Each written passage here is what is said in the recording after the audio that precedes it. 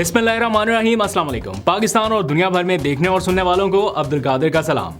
पाकिस्तान तहरीक इंसाफ की इस वक्त इन हालात में भी ज़बरदस्त पेशकदमी जारी है और ऐसा लग रहा है कि मुज़ाहमती तहरीक का या जो भी अगला मरहला आना है उसका पहला ऐलान आज कर दिया गया है। और यह ऐलान कोई मामूली नहीं है, बड़ा तगड़ा ऐलान किया गया है। तफसील उसकी बताता हूँ क्योंकि इस वक्त 3 सूबों में बैक वक्त कारकुनान का सुपर शो जारी है। और इस सारी सूरत हाल में तहरीक इंसाफ की एक सियासी कमेटी का इजलास भी हुआ। आज उसका बाकायदा एलामिया भी जारी किया गया है।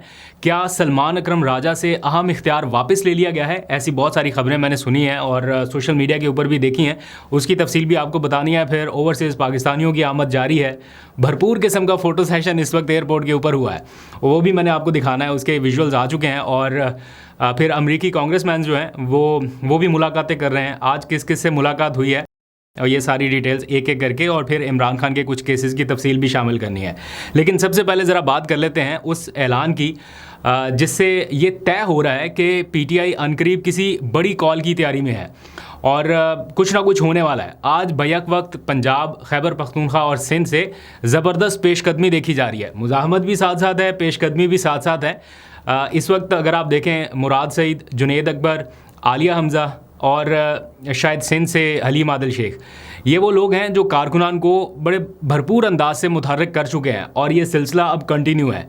आज आपने विजुअल्स देखे होंगे एबटाबाद के, हरीपुर के, जो कन्वेंशंस वहाँ पे हुए और जो मनाजर वहाँ से नज़र आ रहे हैं, ख़ास तौर पे एबटाबाद से जिस तरह जोग दर जोग लोग निकल रहे हैं।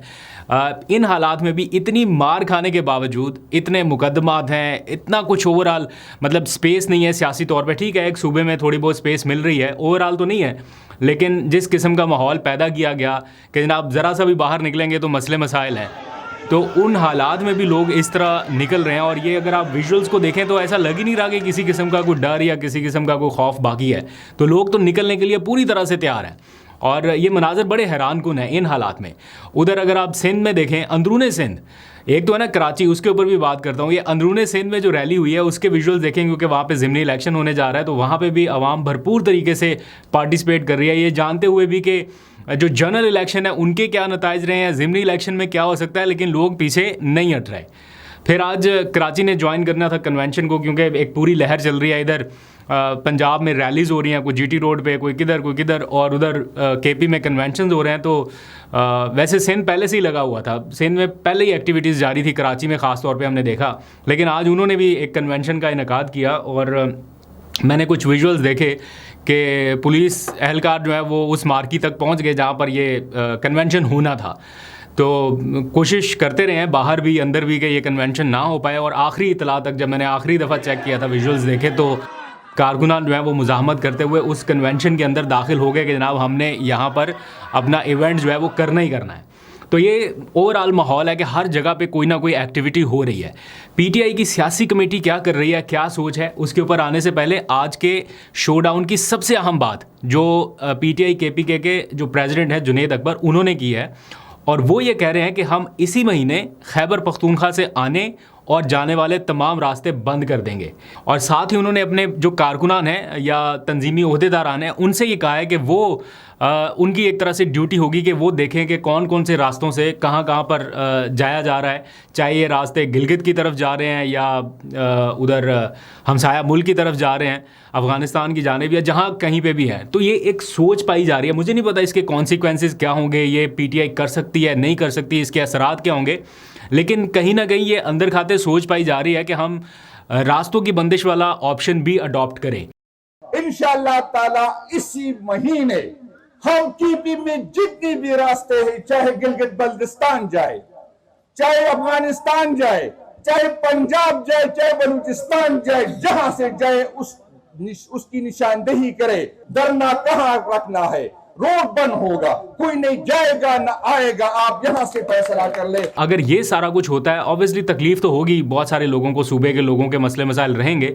लेकिन अगर कोई ऐसी कॉल देनी पड़ जाए जिसमें आपको मरहलावार आगे बढ़ना है, क्योंकि 3 मरहलों में मैंने सुना है कि ये कोई प्लानिंग कर रहे हैं, पहले मरहले में ये, दूसरे में ये, तीसरे में ये, तो ये पता नहीं कौन सा मरहला होगा, एक्सट्रीम या बिल्कुल इनिशियल, लेकिन ये उनके पाइपलाइन में है।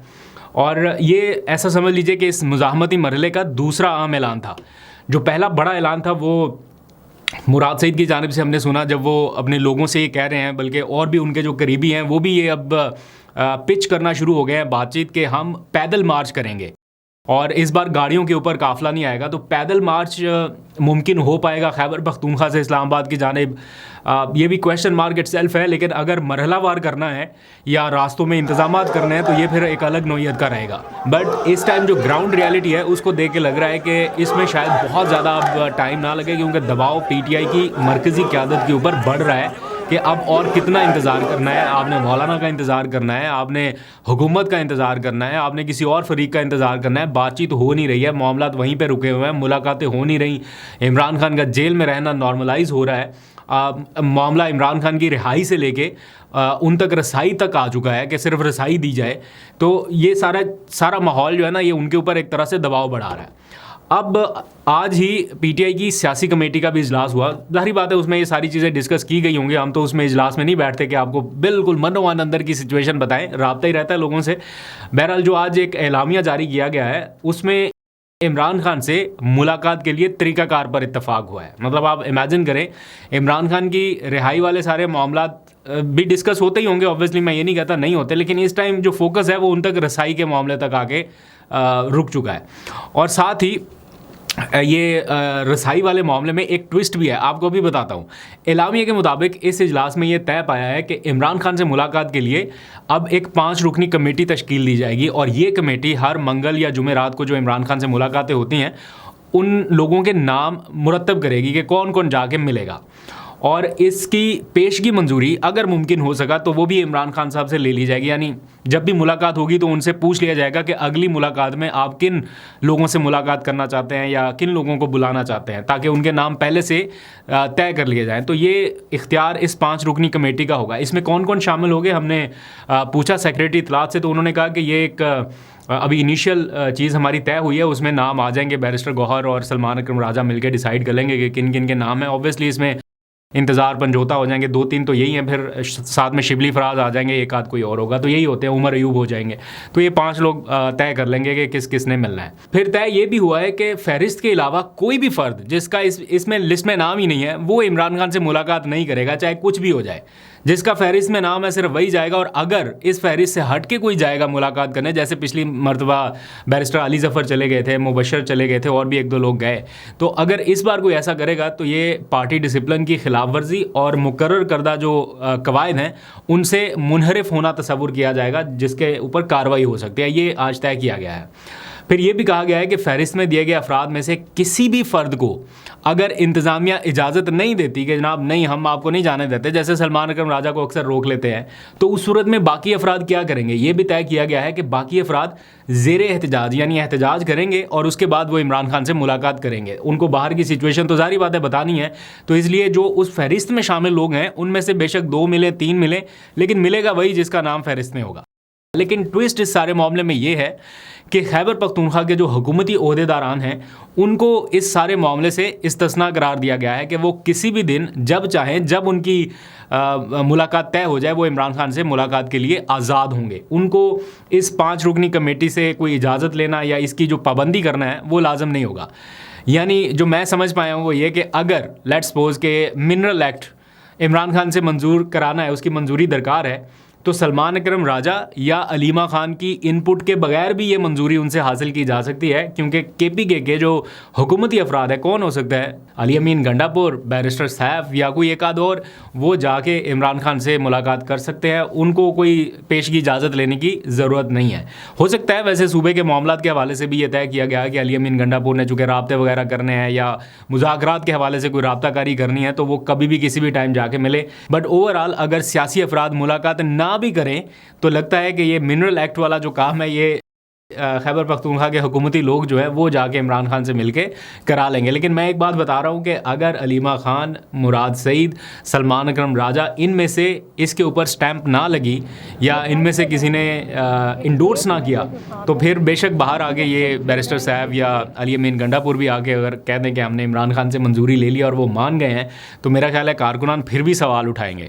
तो बेहतर यह है कि इस किस्म का कोई एडवेंचर ना ही हो, यूनिटी के साथ और इत्तफाक़ राय के साथ ये मामला आगे बढ़े तो बेहतर है। खैर आगे बढ़ते हैं। ओवरसीज़ पाकिस्तानी जो है वो अपनों में कन्वेंशन मनाने के लिए पाकिस्तान पहुंच रहे हैं। एयरपोर्ट के ऊपर उनका इस्तकबाल हो रहा है, फ़ोटो सेशन जारी है। मैं विजुअल्स देख रहा था, बड़े इंटरेस्टिंग है। अच्छी बात है, जो लोग आ रहे हैं उनको बड़ा अच्छा प्रोटोकॉल दिया जा रहा है, वो हर किसी को गुलदस्ता भी पेश किया जा रहा है और सही मतलब उनको ट्रीट सही किया जा रहा है जो बाहर से आ रहे हैं, ताकि उनको ज़रा लगे कि भाई हम आए हैं तो हमें किसी ने पूछा है यहाँ पे। लेकिन टू बी वेरी ऑनेस्ट, बिल्कुल हकीकत आपको बता रहा हूँ कि वो जो एक होता है ना क्रेज़, एक मज़ा, वो जोशो खरोश, वो वाला एलिमेंट थोड़ा सा मिसिंग है। मतलब ठीक है, आ रहे हैं लोग, वो मुलाकातें उनकी चल रही हैं, वो एलिमेंट मिसिंग है। जैसे कोई काउंटडाउन चल रहा होता है ना कि जनाब ये होने वाला इवेंट, सबको इंतज़ार होता है, उस तरह का सीन नहीं है।